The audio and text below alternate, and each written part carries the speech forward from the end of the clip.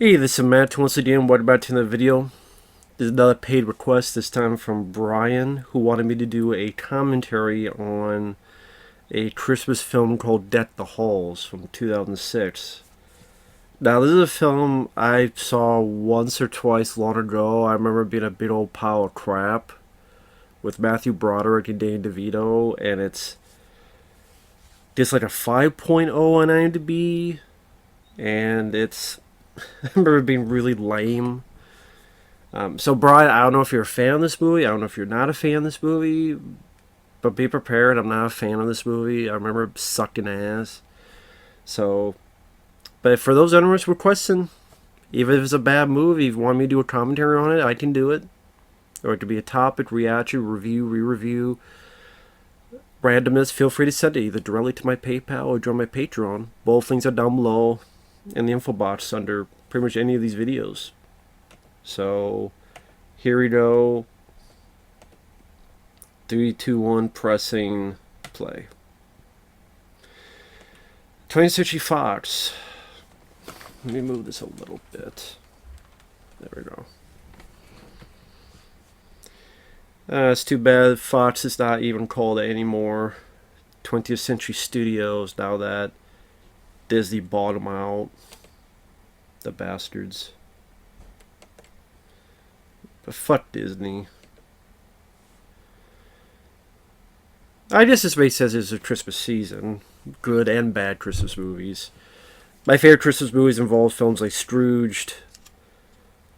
Well, action films like Die Hard, Lethal Weapon, and such. But, you know, other films, Scrooged, Ernest Saves Christmas. I like Jingle All the Way. Christmas Vacation, Home Alone. Here we have Matthew Broderick. The hit and runner. I like Matthew Broderick as an actor ever since Ferris Bueller's Day Off and this film from the 80s called Project X, where chimpanzees are dealt with in military experiments. And Matthew Broderick's character is a former pilot, but he's grounded and he's part of this research. And he grows a bond with a chimpanzee, tries to help him escape from these tests that are killing these chimpanzees. Helen Hunt is in the film. I like Project X. But I don't respect him as a person because, for those who don't know, back to the day, him and Jennifer Grey, this is like before, I think Jennifer Grey was successful with Dirty Dancing. Her and Matthew Broderick were an item, and Broderick, I think this is after Ferris Bueller, because Jennifer Grey was in Ferris Bueller's Day Off. Which is weird, because they were playing brother and sister in that, and then they started dating. Bit weird. Well, Matthew Broderick, reckless driving, went into the wrong lane, killed 2 people, 2 women. And he should have gotten the 5 years in prison, but he got a $175 fine. That's the punishment he got. A slap on the wrist and a $175 fine. There are people that have gotten more of that for speeding or jaywalking.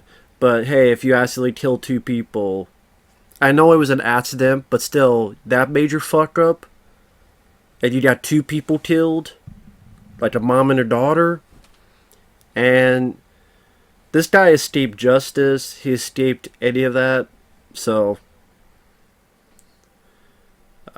you say that's the law's fault, but if I caused that, I would be like, take me to jail on principle.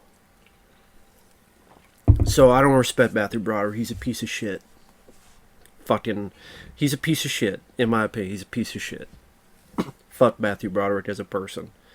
But I do. He is a good, decent act. He's shit in this movie. Don't get me wrong. He's shit in this movie. And I'm glad his career went into the toilet. It's the least he deserves for that bullshit.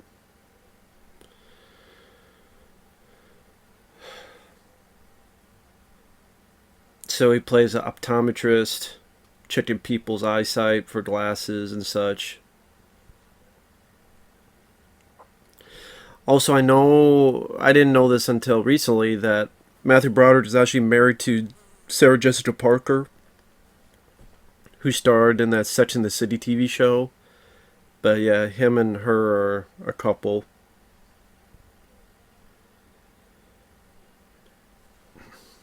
That pizza doesn't even look that good. I've seen pizza look better than that pizza.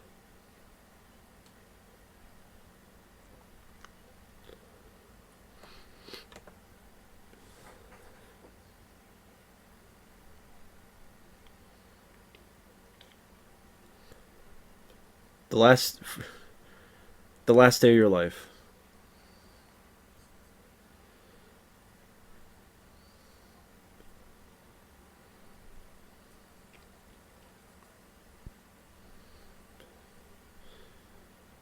Christmas calendar. That one girl's forehead, what happens? Like someone put a spittle imprinted stamp on her forehead.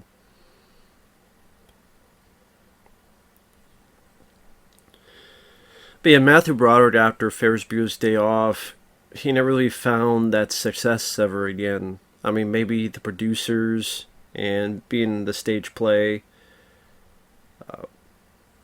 I like the cable guy. Apparently, this fly likes the cable guy as well. But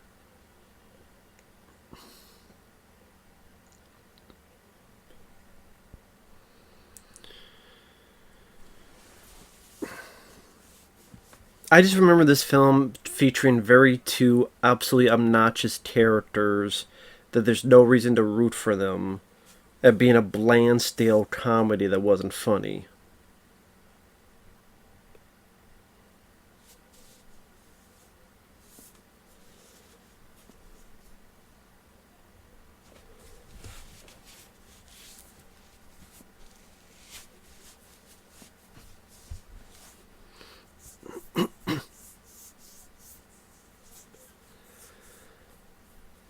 Your kids are fucked up. What are you two doing about it? What's the mom doing about it? Nothing.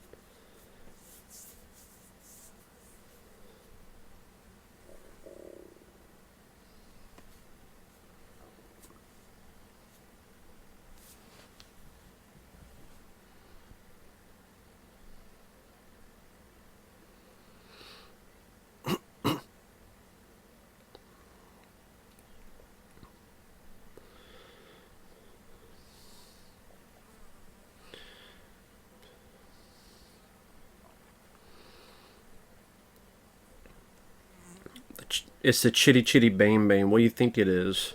It's a car, douchebag. Put on some fucking pants, too.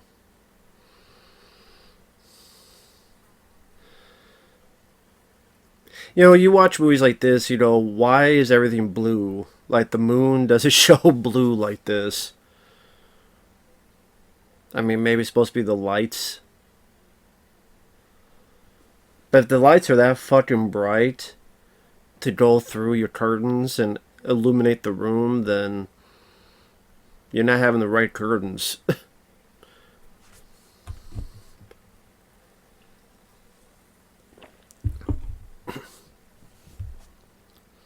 Rich people problems. That's another thing. Poor baby, like you have a house bigger than most people's.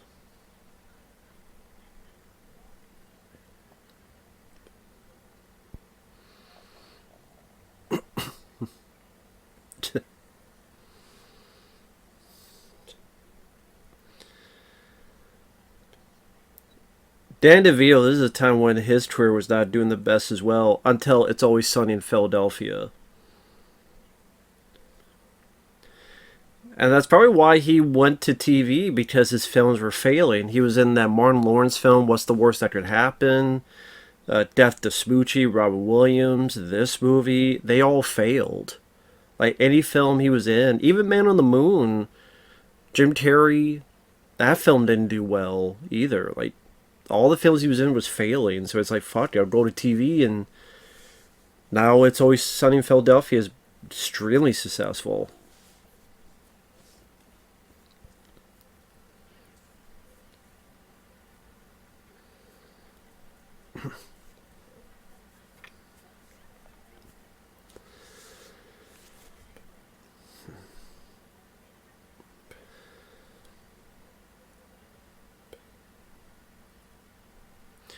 Of course, Danny stole his fucking paper and his fucking cup. Bro, you're not gonna realize that? Are you blind?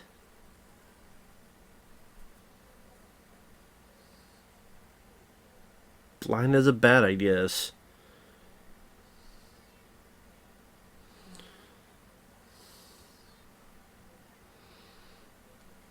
Get away, you fucking fly. Fucking kill your ass. You come by me again, you kill your ass. Son of a bitch. Fucking flies now. Maybe Matthew Broderick is sending them out because I talk shit about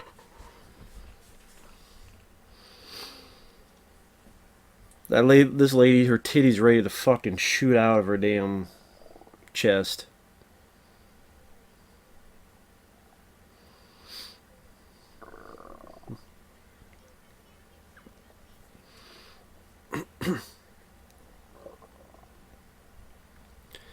Yeah, I'm staring because there's tits.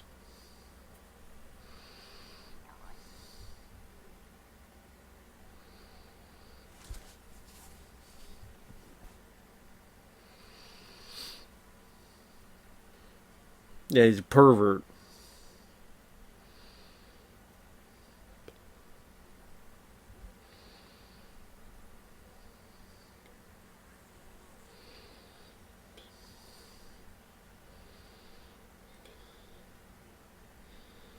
Jesus. Doublemint twins.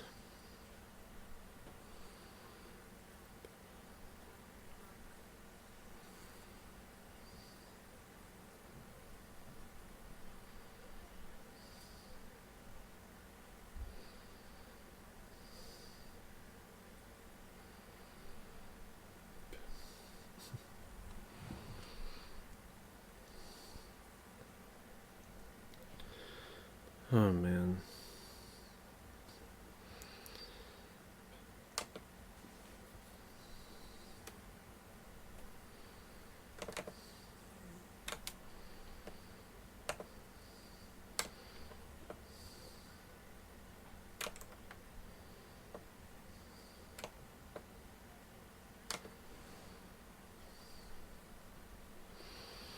Yeah, so I'm not saying much, just listen to the dialogue.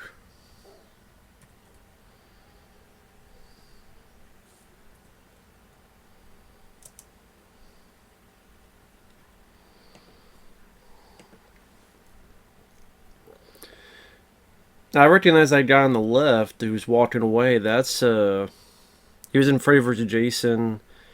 He was in a lot of stuff. What was his name? Lachlan Monroe. The guy on the right here.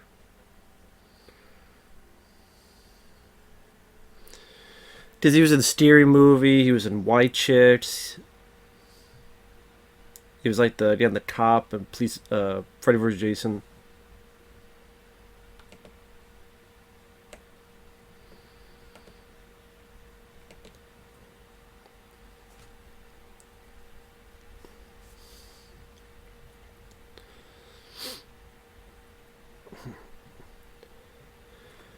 The film made $35 million in the U.S., $47 million worldwide, against a $51 million budget. How the fuck did this movie cost $51 million? It's two people arguing about Christmas and Christmas lights.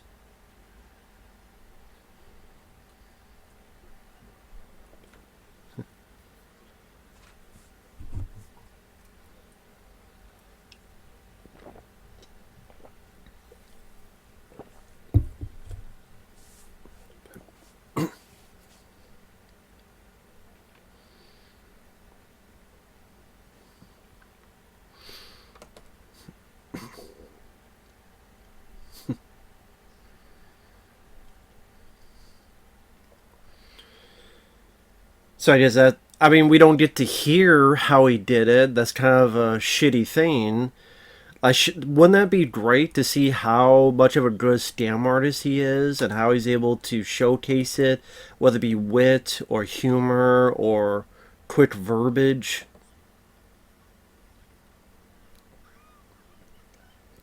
Want to be something great to see? Like, you did Danny really humorous and how he this energetic vibe and how he sells cars.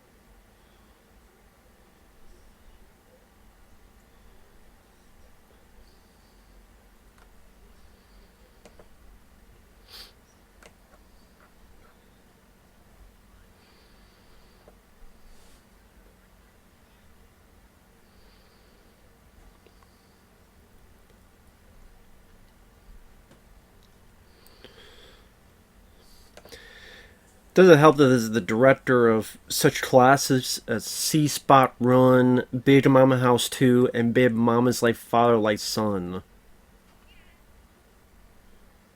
Once again, the Doublemint twins.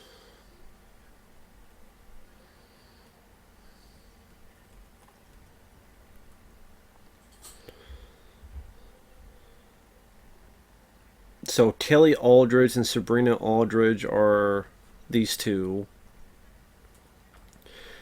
And the wife is played by Kristen Chenoweth.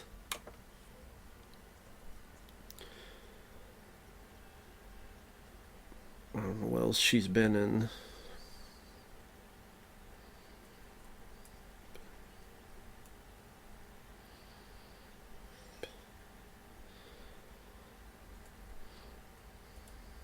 Last stage play is.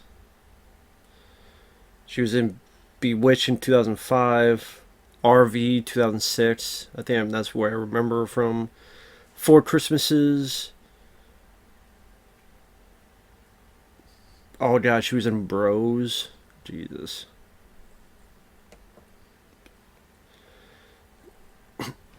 So yeah, he gets the idea of wanting to be the brightest light. I don't know what that coincides with him being able to sell anything. Like, his problem, he gets bored because he wants to sell. He can sell anything. But somehow that coordinates with wanting bright lights and to be seen from space. All because he said I want to do something big. I'm like, okay.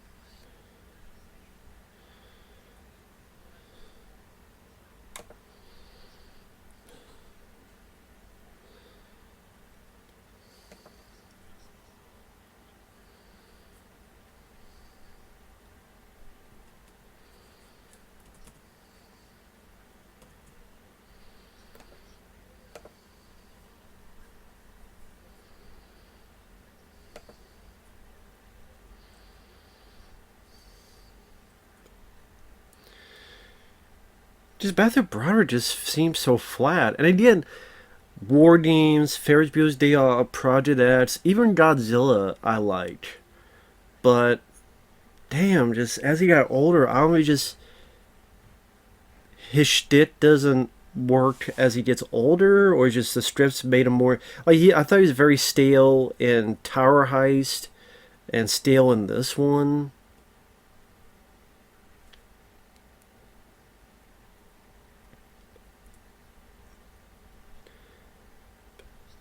And he's an awful Inspector Gadget.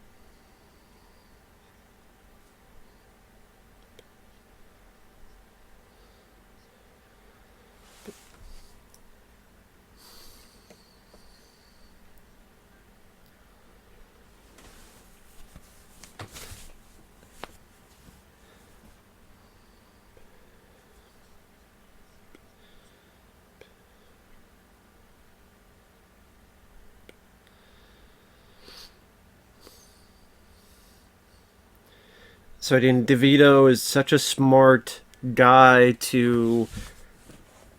I don't know if he was being a smartass at that point, or if he's just he really is can't understand what a metaphor is, but he can sell all this fancy shit to sell a car in 5 minutes. Again, we don't see how he can, but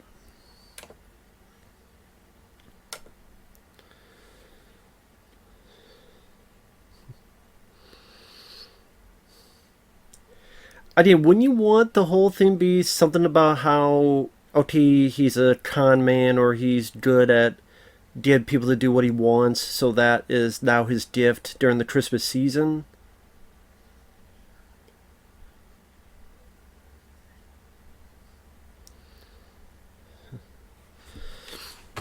But yeah, now it's just about Christmas lights.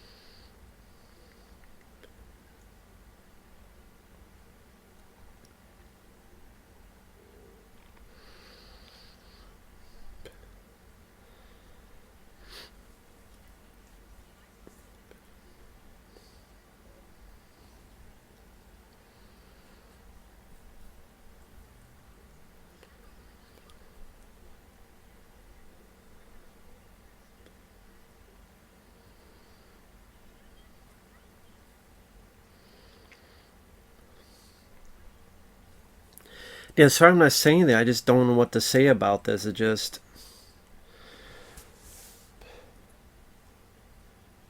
now DeVito bought a sleigh and it has horses. How the fuck he's going to take care of those horses? I have no idea.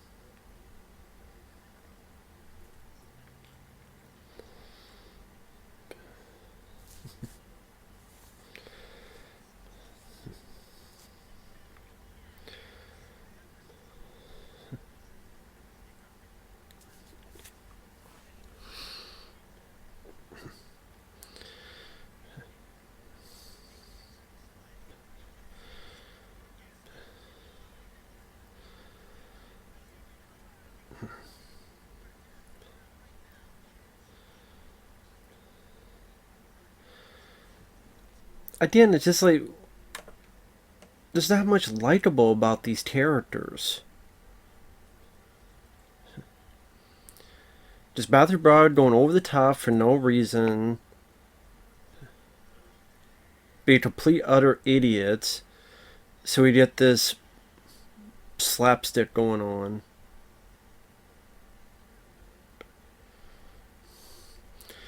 I literally, DeVito just told you 10 seconds before, don't be loud, you'll scare these horses. So what does he do? For a guy who's an optometrist, he's pretty fucking stupid.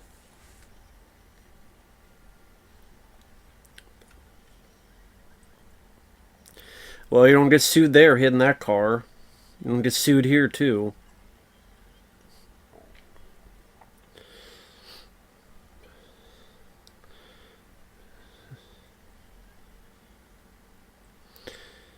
We have like generic music. See if those glasses work. Yep, stand there with your eyes closed, just gonna fix everything. 10 seconds later, she had a heart attack.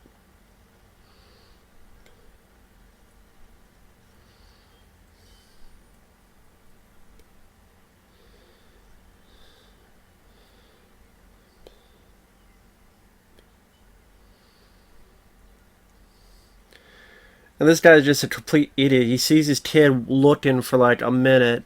It's like, uh, who? Yeah, no one would ever knows that going over your fucking head. Okay, dude.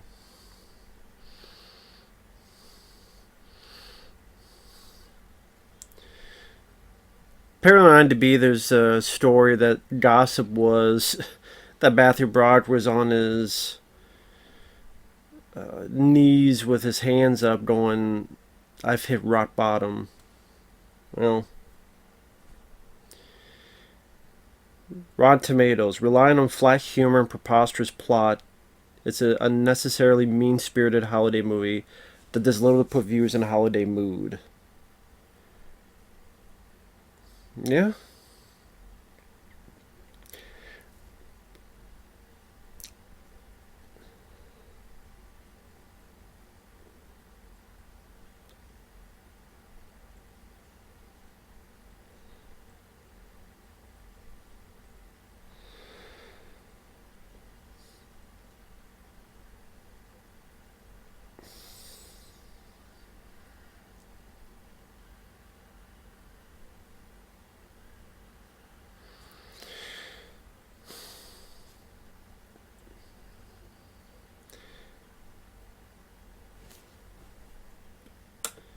No, you did. You went into a damn thing with horses and you yelled and scared the horses when he literally warned you that that what was that's what was happening.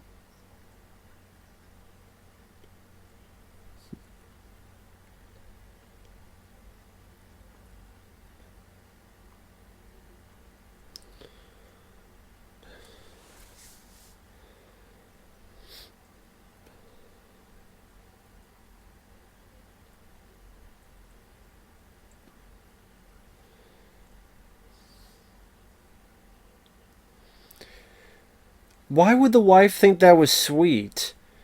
Oh, here's where my husband almost died in an oxygen tube. He is blue as a smurf. Isn't that a sweet Christmas card? Is his wife a fucking dumbass?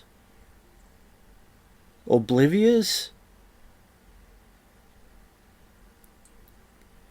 Oh, thank goodness I got a picture to remind us forever about when my husband almost died and drowned and froze to death.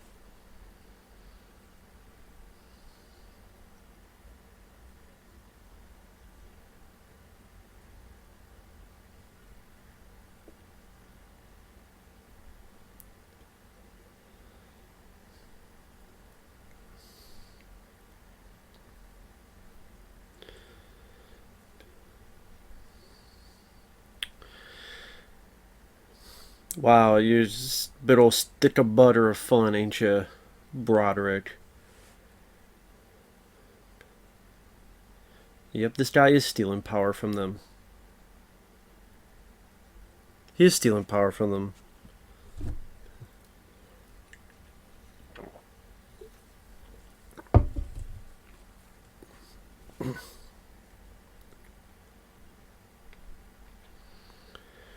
Take a look around outside, dude. You take a look around outside. Check the perimeter once. You see all the fucking tables and plugins. If you think they're tapping your power, you just take a look around. Oh, there's a table. Goodbye.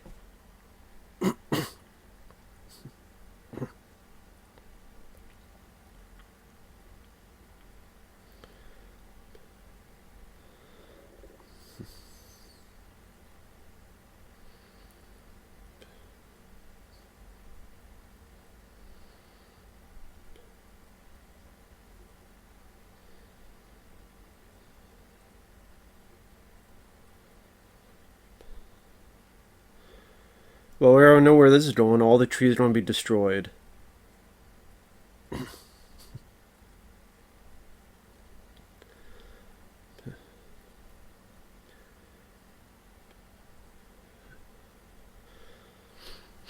Again, you already know where this is going. Yep. All they're going to be burned now.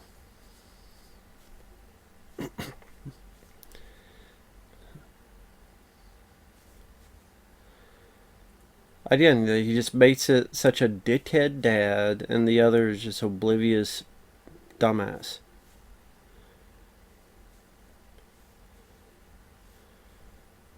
So is the chainsaw going to ignite the gasoline, or what?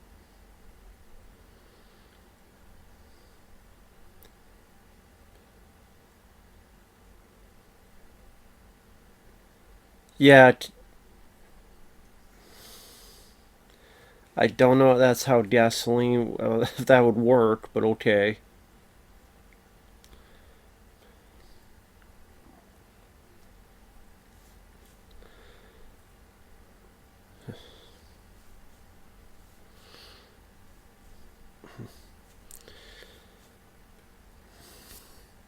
I mean, all the trees got burned.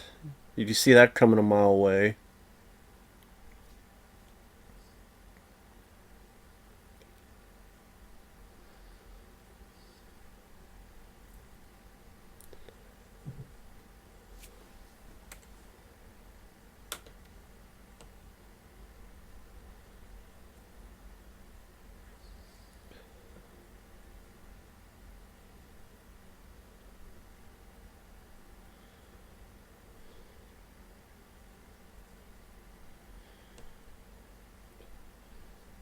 So then you have Broderick, who's a stick in the mud for traditions and doesn't give a shit what his family thinks.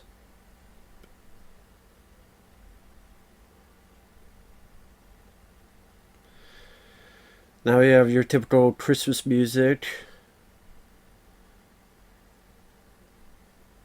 which is like one of those songs that's used in almost every Christmas movie.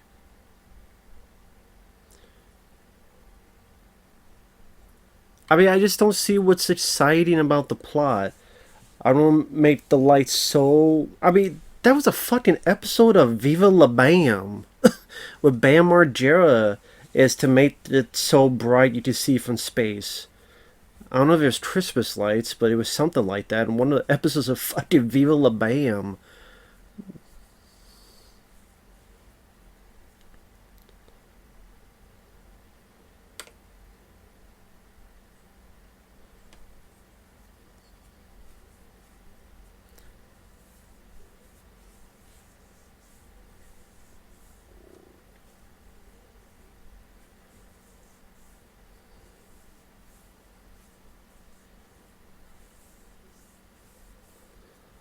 How is he an expert? Because he buys a lot of fucking lights?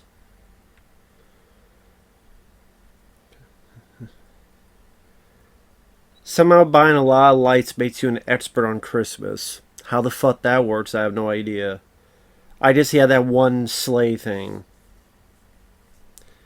Again, if this was like him conning people by his wit and his verbiage and his fast talking ways, is able to be charismatic, kind of like Robin Williams and Cadillac Man.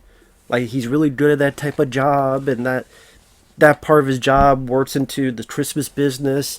And okay, let's say he wants to sell Christmas items.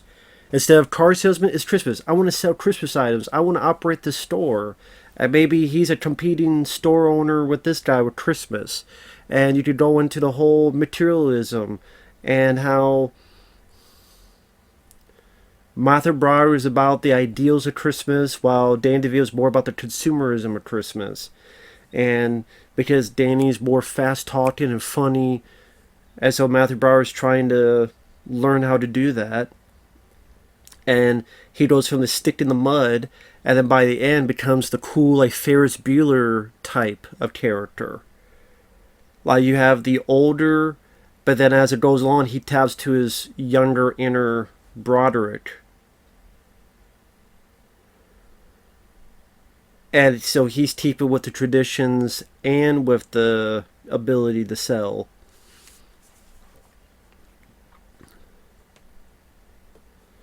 Now this guy here, I recognize this big guy. That's Jorge Garcia, is it? Yes. Was he on Lost? Yeah, he was on the TV show Lost, which I've seen bits and pieces because so many people were taught about that show for 15 minutes.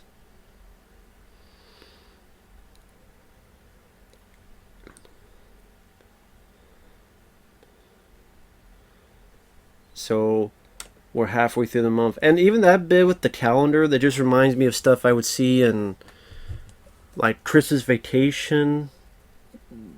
Didn't Christmas Vacation have that?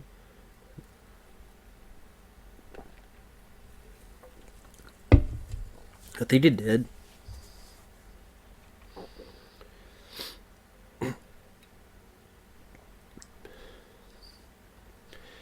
And Matthew Broderick's wife is played by Tristan Davis, who was on Sex and the City with Sarah Jessica Parker.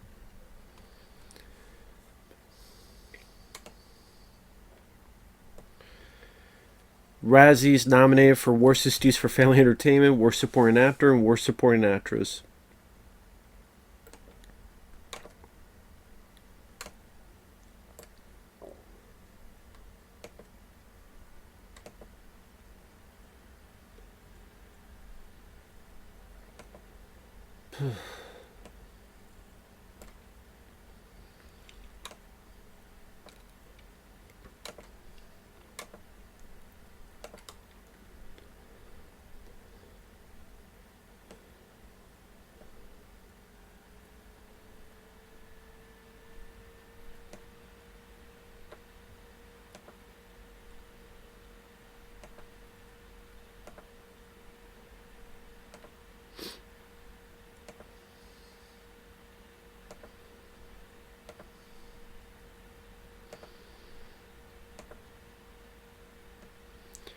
Of course, no one's paid attention to him, and they don't want to go to the neighbor because they wanted something different. They don't want the same thing over and over again and stick in the mud.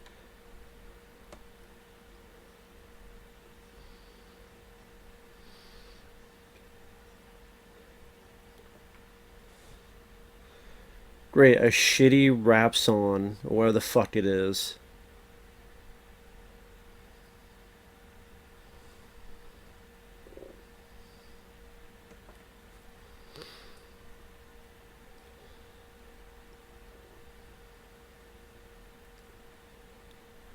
That's what we need is some shitty rap song.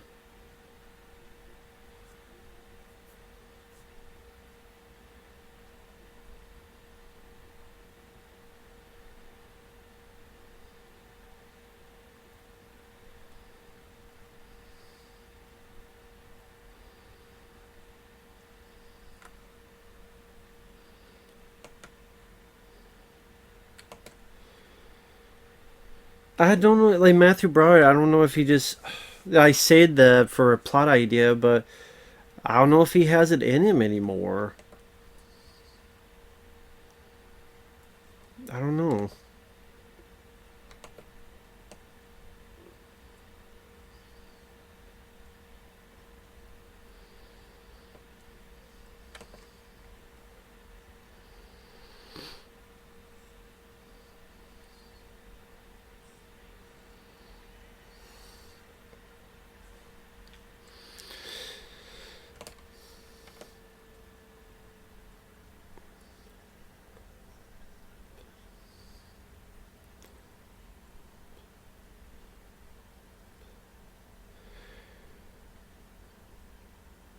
And the question is also like, why does Matthew Broderick's character care so much about this? Like, if it's the sincerity of it's taking all my electricity, that's one thing. But he brought that up for like a minute, and now it's forgotten. So now it's just jealousy of being not being the Christmas guy. But maybe we establish how he worked around town as the Christmas guy. We showed him more of him, how everyone interacted with him, everyone was friendly with him. Hey, people were asking him 50 questions about Christmas and all that stuff. And we saw an establishment of just how he worked as a Christmas guy. Show, don't tell.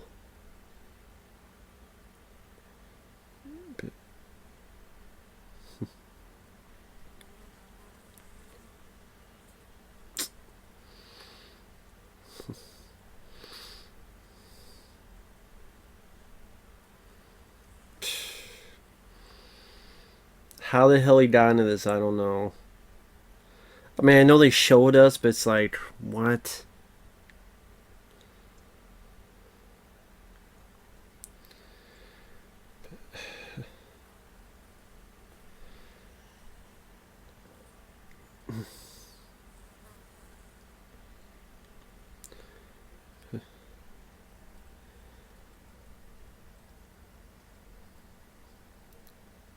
Just stupid of him to get him in there in the first place.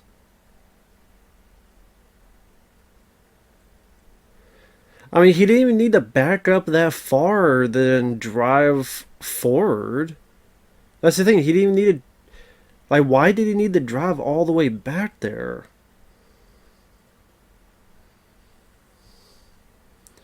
I mean, hell, there was more entertainment in the beginning of Christmas Vacation when the family working together, and then Clark accidentally driving under the semi.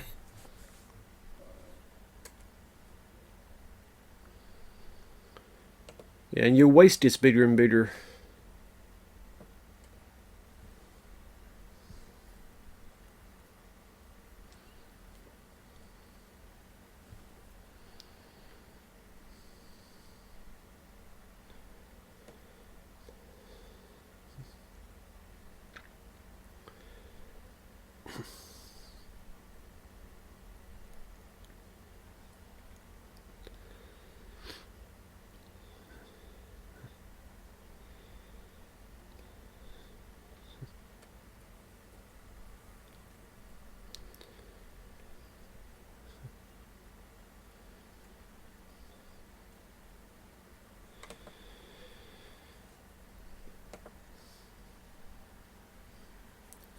So now we got like a cross-dressing joke as well.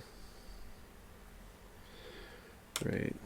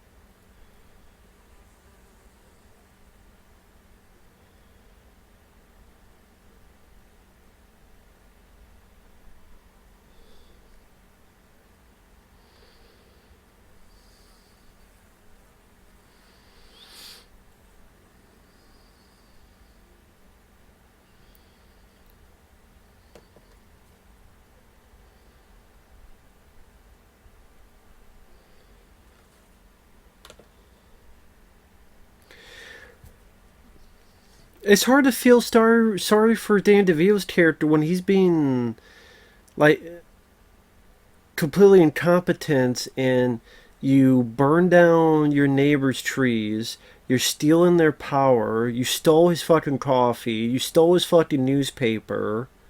You're stealing all this shit, but then we're supposed to feel sorry for you when you've been nothing but a prick.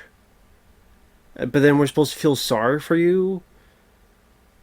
And this whole predicament of, oh, what a bright house. I mean, that's the best. Not a really good Christmas Vacation, or oh my god, I'm home alone. How do I maintain this? I miss my family. I really don't want to be alone. Or, you know what, buying toys is not the more important thing. It's the family, what counts, which is Jingle All the Way. It's, bright lights, big titties. Fucking camel.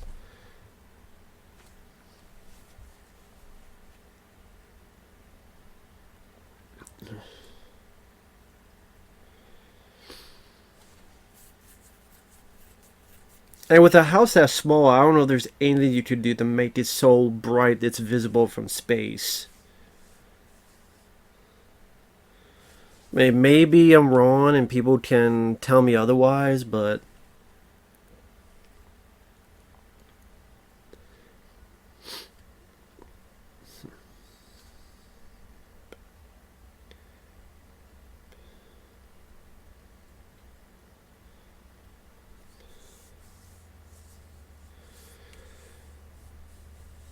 God, we're only 43 minutes in the goddamn movie, man.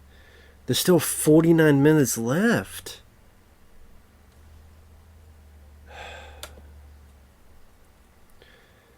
Some IMDb reviews.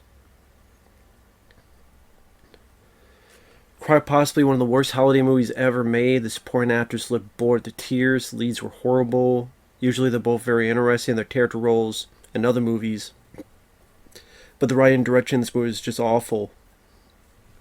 Nothing remotely funny, interesting, or redeeming in quality about this movie, except that it was eventually over.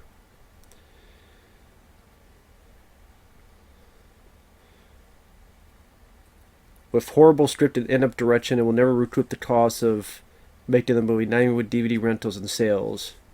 Well, that's true.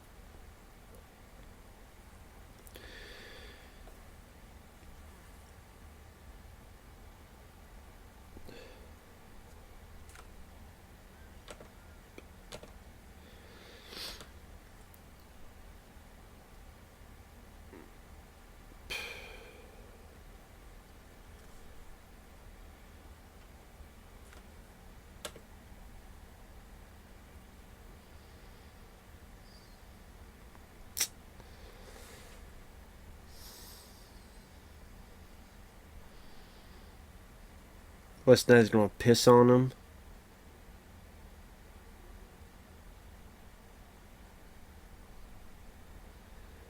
So he got spit on by a camel. I'm surprised he didn't get pissed on.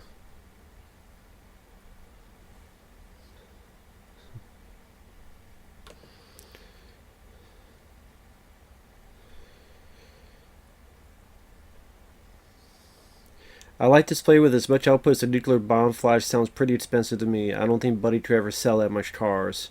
Finch soon becomes jealous of his popularity and plots to take out Buddy's display by any means necessary. You think that a man with sweaters as vibrant and red as his would spend more time with his family and less time battling with the neighbors.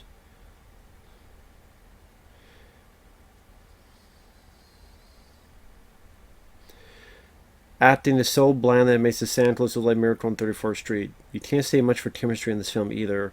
I didn't find much of it anywhere.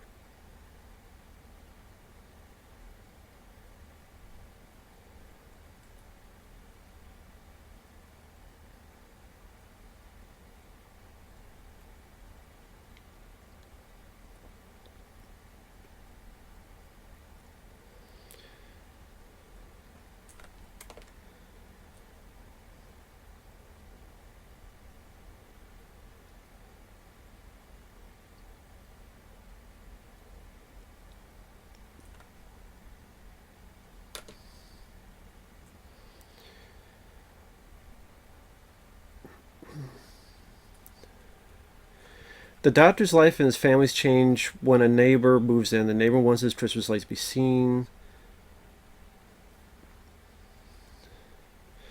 There's one part of the movie where DeVito's character quits his job for these lights. There's another point where Browder's character fires a missile at DeVito's house.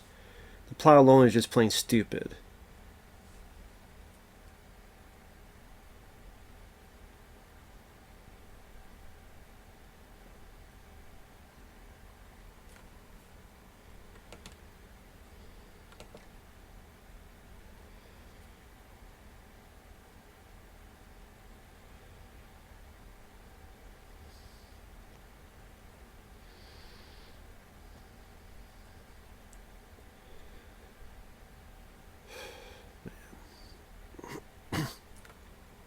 Who wrote this script? Now that I think about it. Who the fuck wrote this script?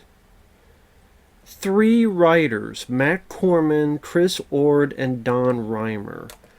3 fucking writers for this shit. 3.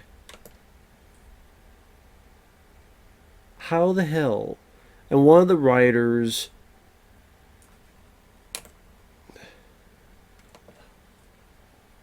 helped write Carpool, Big Mama's House, Agent Cody Banks 2, that Honeymooners movie with Cedric the Entertainer, Big Mama's House, like Father, like Son.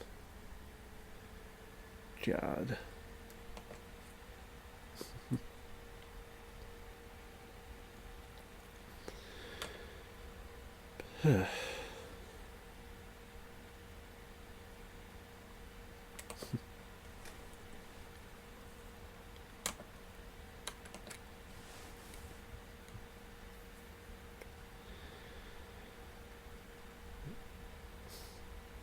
This new car probably a piece of shit.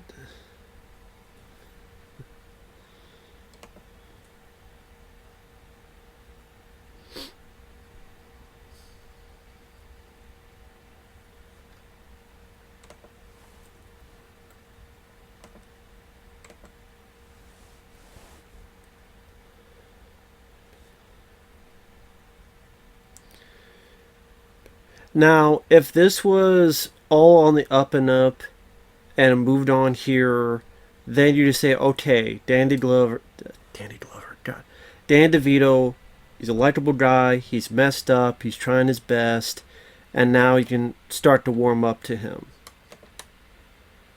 But from what I understand, this car, there's some bullshit that goes on with it. I can't remember the details though. Can I remember the damn details?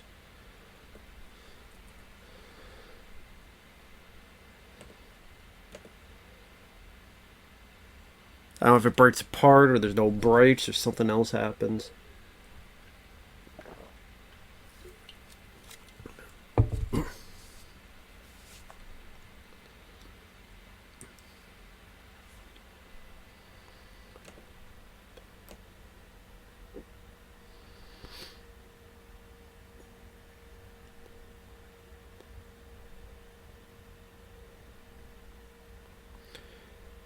So DeVito stole the tree.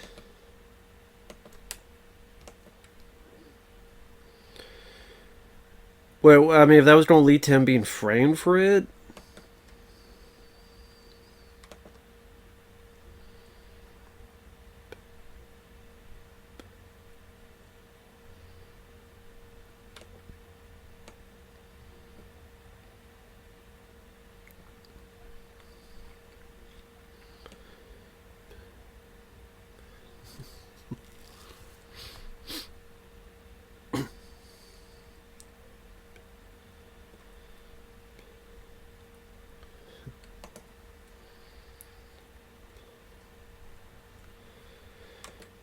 see, that's what I mean. Like, yeah. So Matthew Broderick has to buy the car or he gets arrested.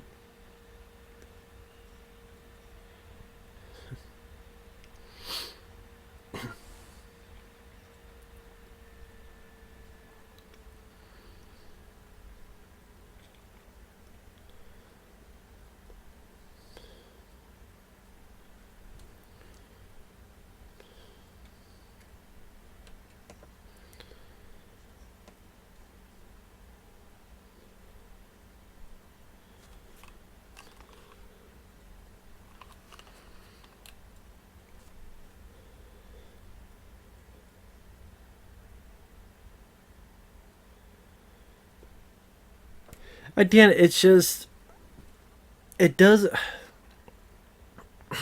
Three writers to write two despicable, idiotic characters.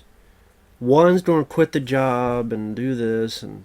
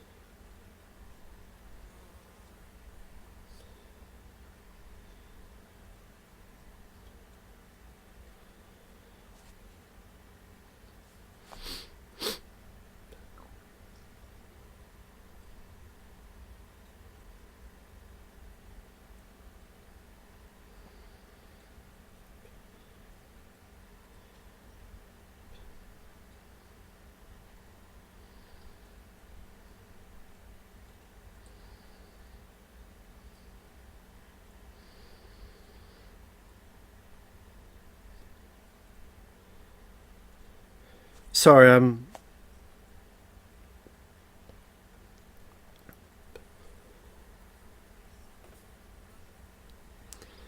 like, where does this come from? Too, like, hey, I'm gonna get you arrested, or you gotta pay 20,000 or 30,000 for a car. You don't get arrested. Okay, you know what? Instead, let's do a fucking ice skating thing.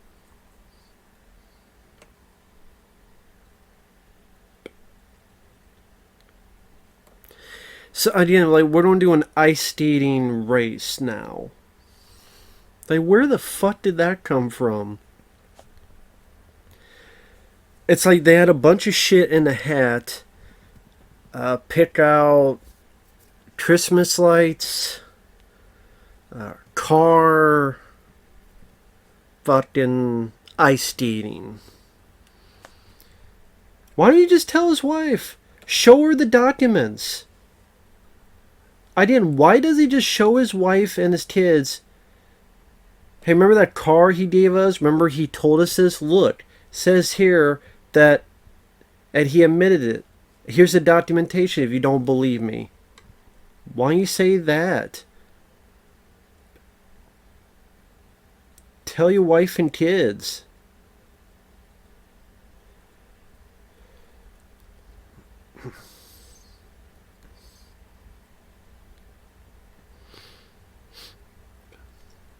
And of course, he's such a bad throw, he went all the way over there.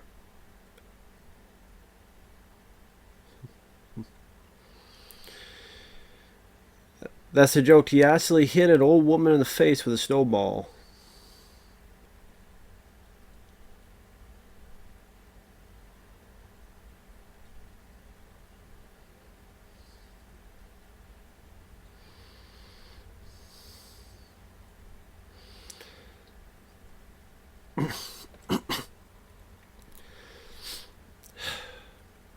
Now they're doing all these other little things like sliding down a little hill thing on sleds and other stuff. I guess sort of a what they call a task to one up each other for Christmas. I guess.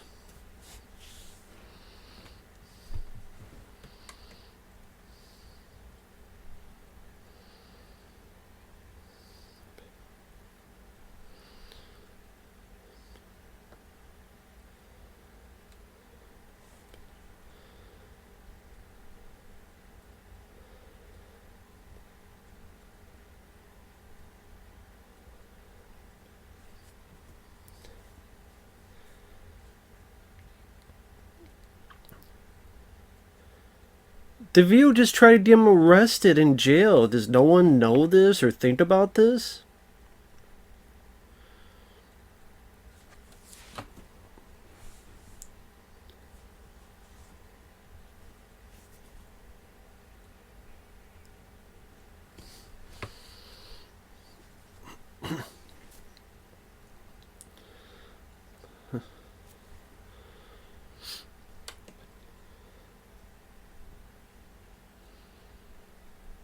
Oh yeah, this is them talking how sexy these three women are, hooping and hollering, and they find out that they've been doing it to their own daughters. So they're wooing and wowing at their own daughters' legs and their own daughters' asses and panties. Family Christmas movie, by the way. Family Christmas movie.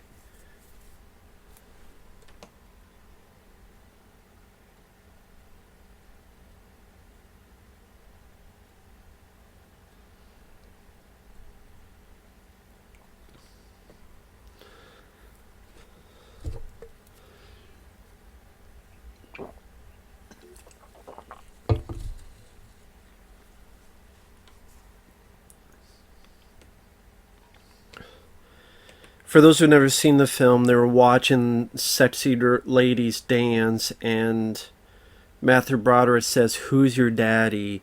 And they turn, and it really is his daughter. Oh, I'm your daddy. I'm your daddy. And so then Dave Vito and Broderick were washing their eyes out. Should wash their mouths out with soap.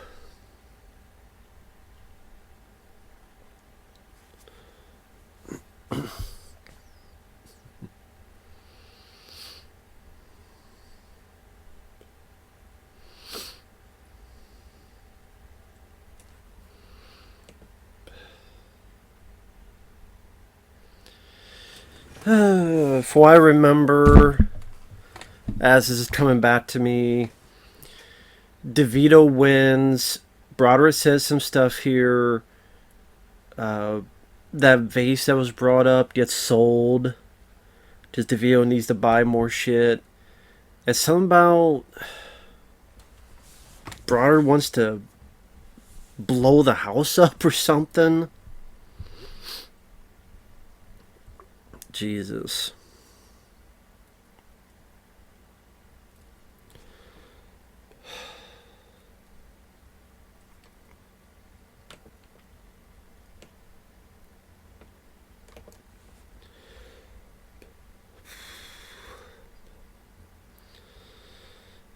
I mean, maybe it could be funny if there's like certain factions that started, like you have the defenders of Broderick's camp, and then you have the factions of DeVito's, the new camp, and so you get some really likable actors or funny comedians or funny supporting cast as these two groups converge on each other.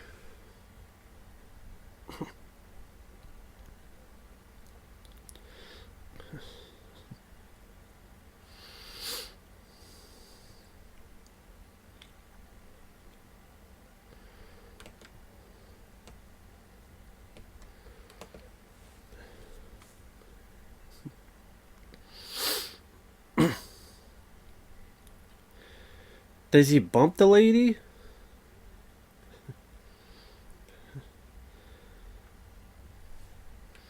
No, the lady bumped him and made him fall. So the stupid lady bumped into him and made him fall.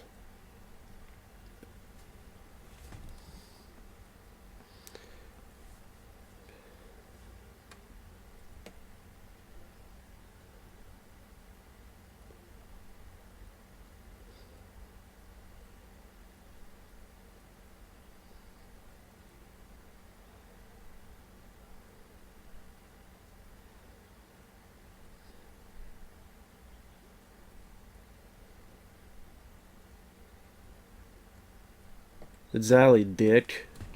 Why the hell should we feel sorry for DeVito's character? Don't shake your head, wife. The guy just conned your husband into buying a fucking $20,000-$30,000 fucking car. And, like, that apparently is nothing. Especially with the holiday and all this other shit.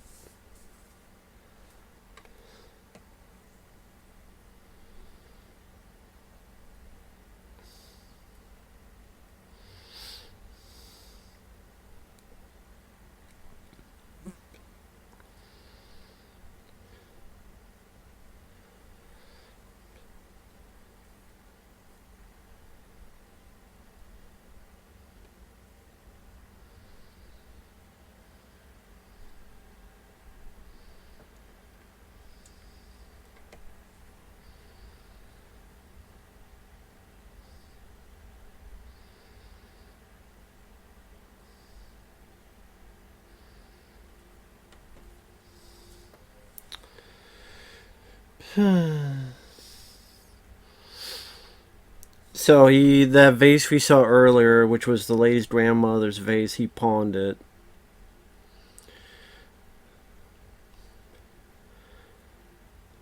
I mean, yeah, I don't know how to.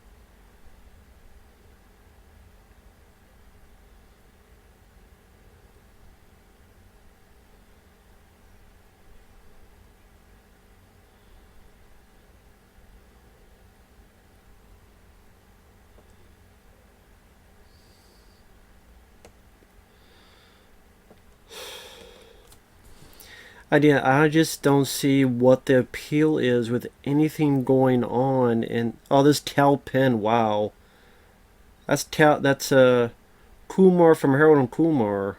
Go to White Castle, Guantanamo Bay. Hell, he was in a better Christmas movie. A very Harold and Kumar Christmas. Much better Christmas movie than this.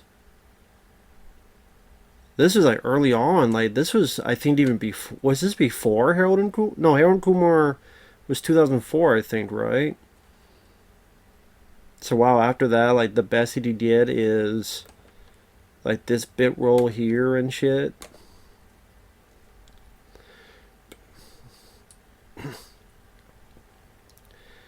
Because let me think, or let me see. Yeah, Harold Kumar's 2004.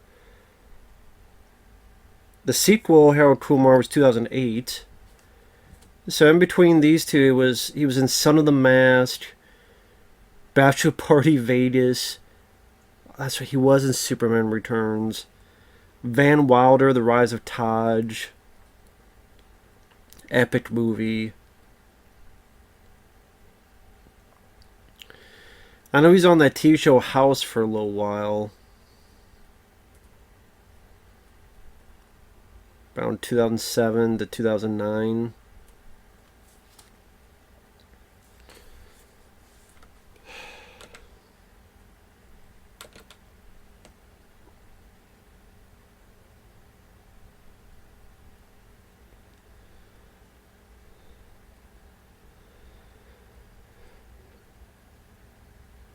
I mean, it looks neat to have all these lights showcased on the roof, but I don't see how it's going to make it brighter by showing all these different things. And yeah, I still don't know how that makes it brighter, but yeah, none of this still showcases that it would be so bright you would see it from outer fucking space.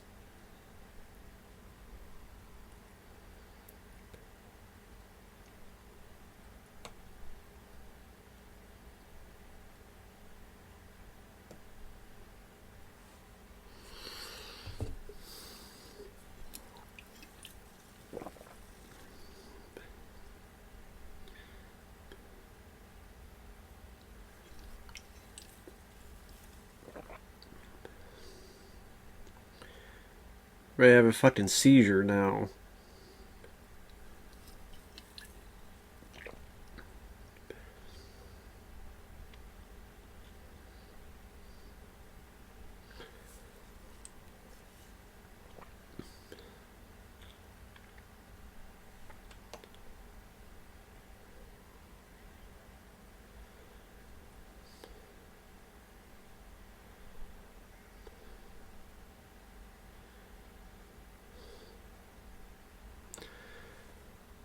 If there's a light going through, just get a big curtain and put it over that. Like a blanket. You literally just put a blanket over that.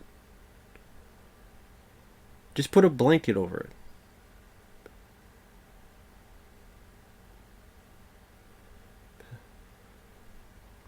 Yeah, it takes some of the blame. What the fuck are you talking about? He's the one who built this. This is what Broderick was warning you, you dumbass. He was warning you that this was going to happen. He was warning you. You didn't want to listen. This guy tricked your husband and stole a tree. Either no one wants to tell him about anything because then the story's done, or what the fuck.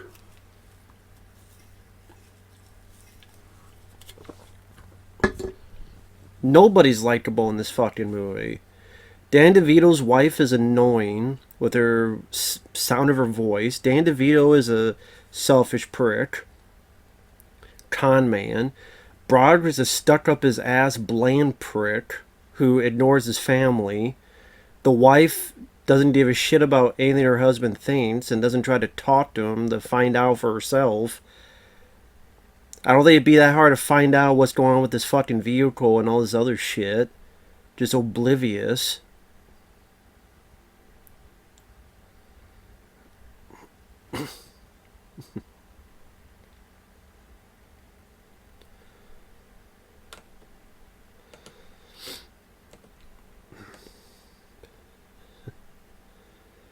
And now Browder's going to buy this to blow up the house.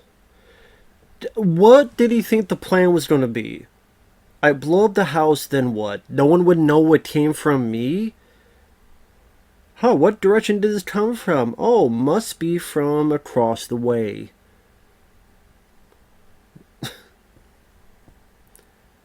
Again.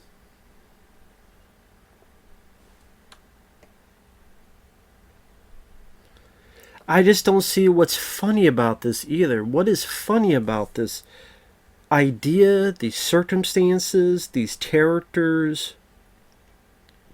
What is funny? What is entertaining? What about it is worth an iota of crap?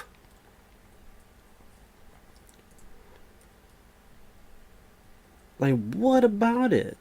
For those who like the film, tell me. The actors, you just see Danny DeVito on it. It's Always Sunny in Philadelphia and Romancing the Stone and various other movies. Matthew Broderick, go rewatch War Games. Go rewatch Ferris Bueller.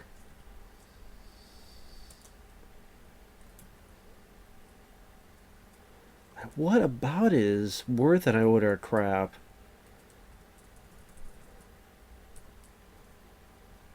I have no clue. By the way, if Brian's still watching, I do appreciate the pay request. Thank you so much. I apologize if I'm screwing it up and not being as funny as it could be. I apologize. I'm trying. I'm not good at it, but I'm trying. So I'm like this movie. We both suck. We're both not funny. So there you go. But this, I didn't have $55 million like this film had for a budget. As I guess is where the $55 million went to. Scenes like this.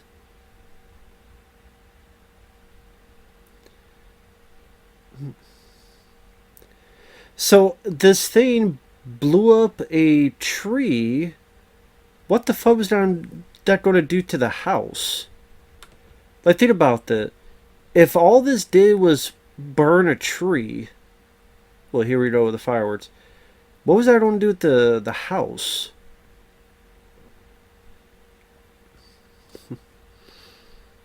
I don't know. 6% Rotten Tomatoes. 6%. 6%.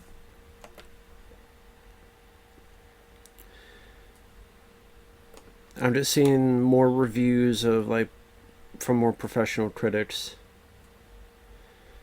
Of course, the cops are there and they realize it's the tree, or it may very well be the tree. Likes him.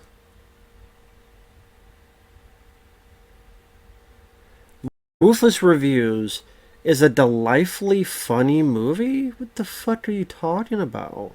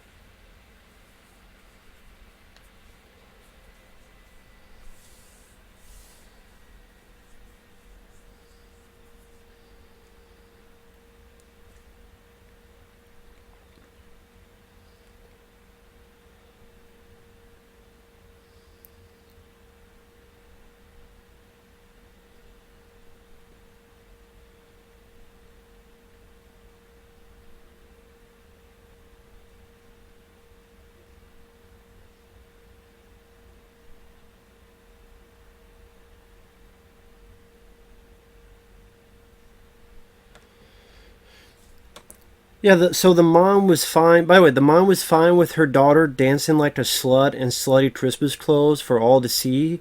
Like, that was perfectly fine. Just don't remember her saying anything about the daughter. dress like that. So when she grows up to be a whore, you can blame the mom for that.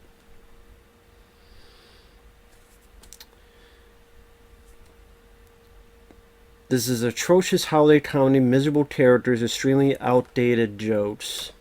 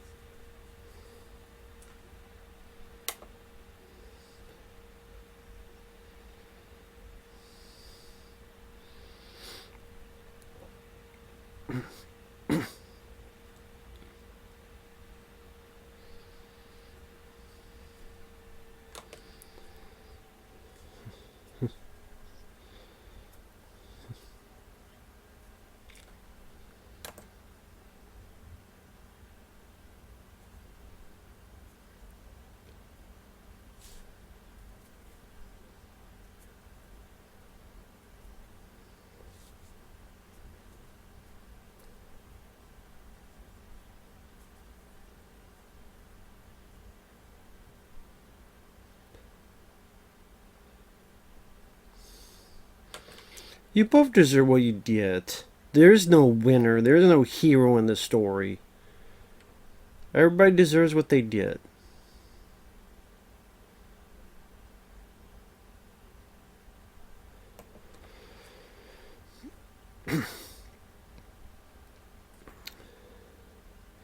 The characters make you feel miserable. The themes lack any heartwarming Christmas joy. The entire series is a baffling, depressing mess. There are some minor funny moments. I don't even agree with that. But for the most part, there's a lifeless film filled with extremely outdated jokes. Pointless jokes that involve things like cross-dressing, pointing out how hot your daughters are without realizing it. It made worse by the fact that this film tries to have a message about family being the true meaning of Christmas, but it fails miserably as wrapped around a freezing cold heart of a story. Both of the main characters are childish and unlikable. We'll watch them have a dip measuring Christmas contest throughout the story, a very unenjoyable watch. The film is extremely slow and feels long, even though it's only 90-some minutes long. The direction is painfully sterile, the musical score is extremely generic, the writing is bafflingly depressing.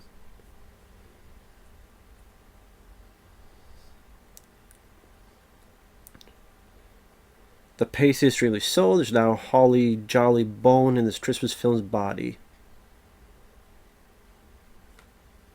Yeah, I agree with that.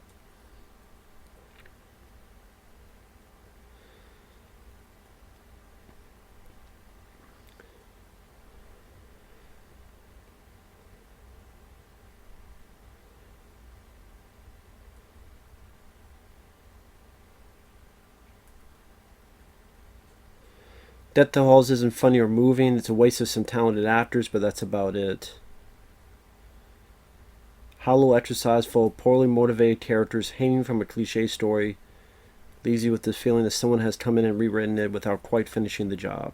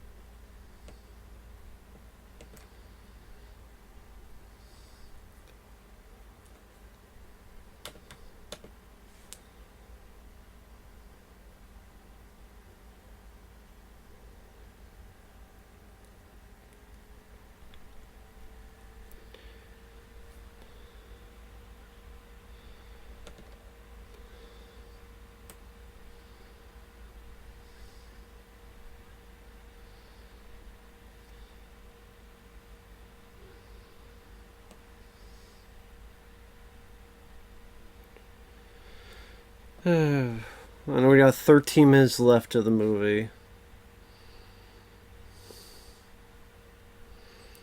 Thank God. And probably never see this film ever again. Just rewatch this film. Like, really, just rewatch this film, people. Just rewatch Christmas Vacation. Cause I mean, Christmas with the Cranks is pretty bad with Tim Allen and Jamie Lee Curtis. I don't know which is worse.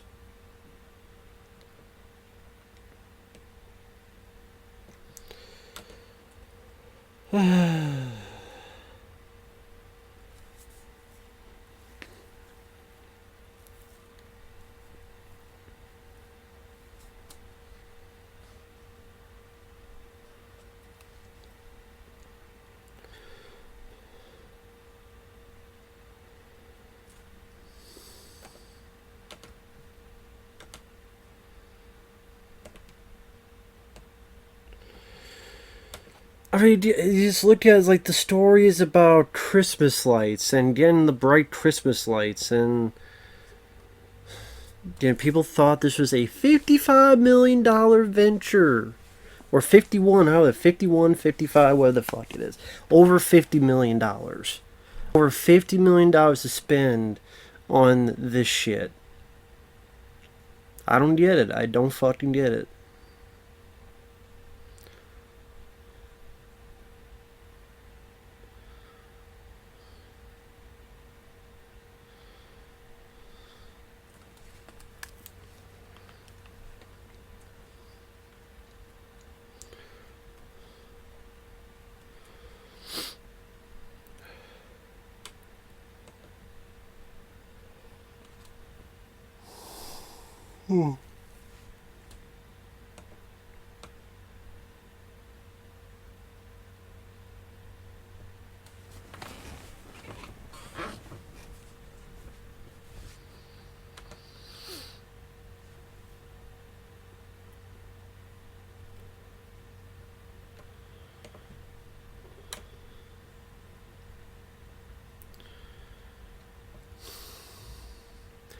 And sorry I'm not saying anything. I don't know what to say about this film. It's just so bland, so boring. It feels longer than it is.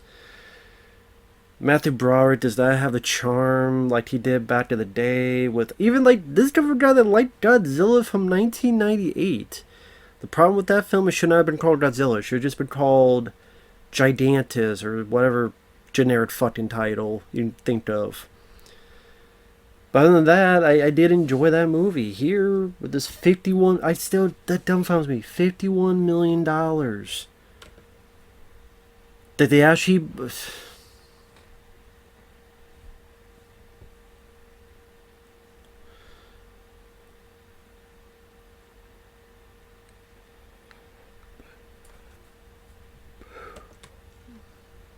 Sorry, I didn't mean to yawn. That's not really how it feels. Watch this fucking movie. You're yawning. Oh, sure, everybody helped DeVito. Like, no one helps Matthew Broderick, and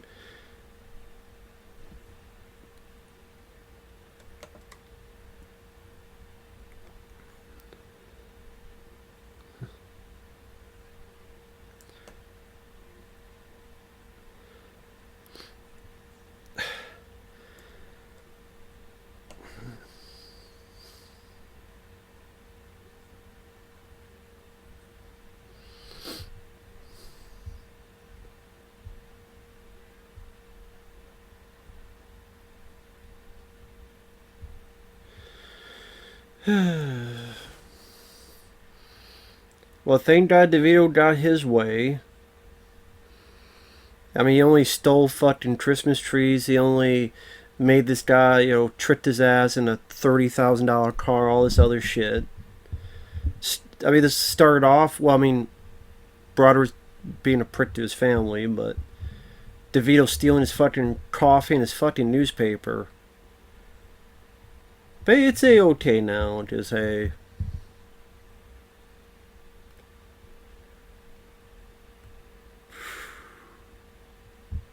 I know idea there's something I had to be that apparently a lot of people they just did not like working on this.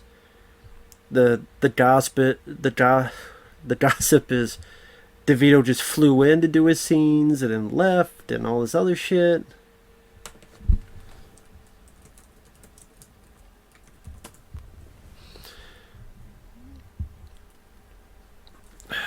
My God.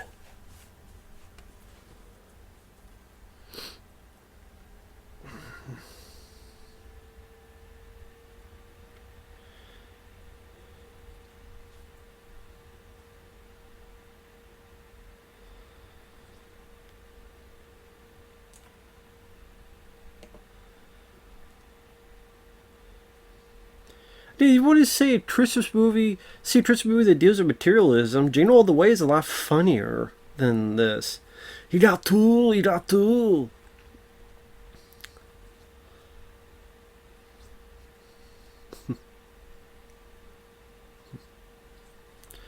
Put that cookie down now.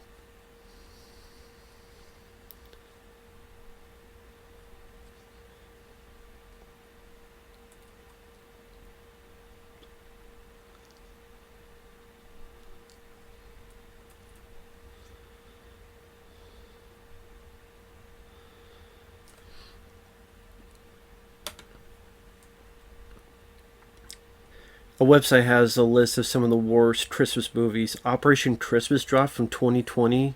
Netflix joining forces with the U.S. military.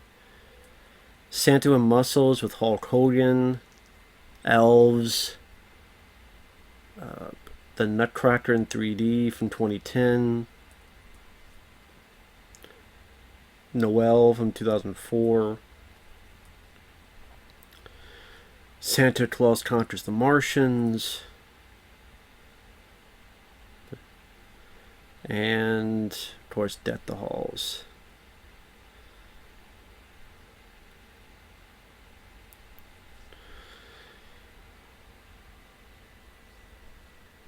We're supposed to be having fun with the rivalry that breaks out between the two man children, but that's difficult when they're so individually irritating that we want them both to have bad lives. The final ad makes a feint toward redemption as they lay down arms and remember that Christmas is about togetherness or whatever. Even then, all the characters are still worth loathing as they delight in filling in a climactic blackout with the lights of their cell phones. It's too tacky to be a sheriff's memory, a tasteless person's idea of heartwarming.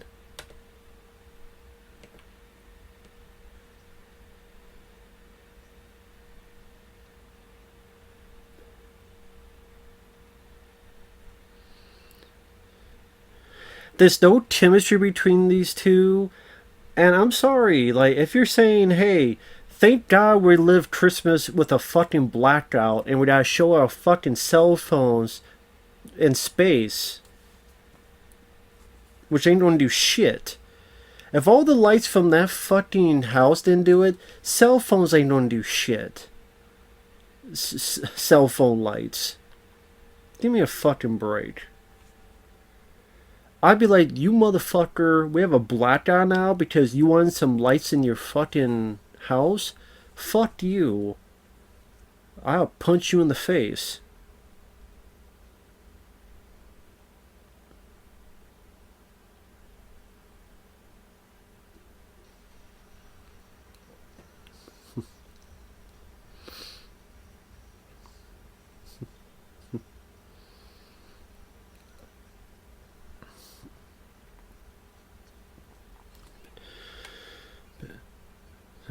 And this tail pen. Because, yeah, the space station have nothing better to do than this. They have nothing better to do than look at one house to see if we can see it from space. They have nothing better to do. Nothing better to do. Thank God they're so goddamn bored with everything else.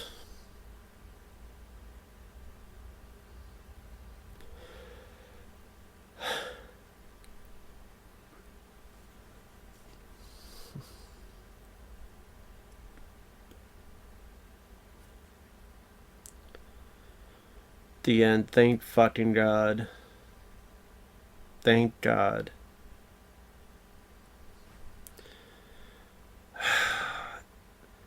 I would say like a hateful, unappealing, mean-spirited, unfunny, hour and 29 minutes before the end credits, and it still felt like 2 hours and 3 hours. Nobody was likable. Everybody was a piece of shit. The two leads had zero fucks of chemistry to give to each other. Holy shit. Just completely, unbelievably shitty. Without a doubt, one of the worst Christmas movies I've ever seen. One of the worst Christmas movies. I mean, not the worst. Silent Night, Deadly Night Part 3 is really bad and really boring, and like But like mainstream, okay, mainstream, like with a big budget, yes, one of the worst. What a waste of fucking money on this.